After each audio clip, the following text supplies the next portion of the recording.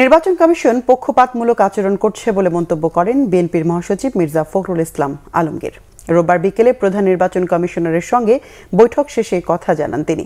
এ সময় নির্বাচন কমিশনের বেশ কিছু কার্যক্রমের স্বচ্ছতা নিয়ে প্রশ্ন তুলে তিনি বলেন, অনেক ক্ষেত্রে কমিশন পক্ষপাতমূলক আচরণ করছে, যা একটি সুষ্ঠু নির্বাচনের পথে অন্তরায় হতে পারে। তবে বিদ্যমান ত্রুটিগুলো দ্রুত সমাধান করলে এই কমিশনের অধীনেই সুষ্ঠু নির্বাচন সম্ভব বলে আশাবাদ ব্যক্ত করেন তিনি।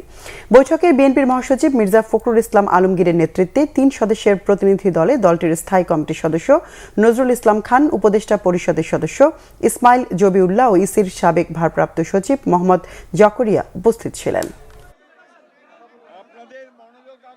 আমরা মনে করি যে নির্বাচন কমিশন অনেকগুলো ক্ষেত্রেই তারা তাদের কার্যকলাপের মধ্য দিয়ে প্রশ্নবিদ্ধ আচরণ করছে।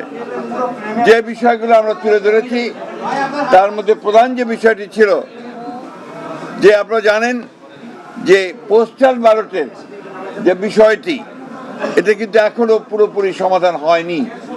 বিশেষ করে বিদেশের যারা নিবন্ধিত ভোটার, তাদেরকে ব্যালট পেপার পৌঁছানোর ক্ষেত্রে এবং ব্যালট পেপারটা যেভাবে মুদ্রণ করা হয়েছে সেই ক্ষেত্রে আমাদের অভিযোগ, আমরা সেটা তাদের কাছে দিয়ে এসেছি।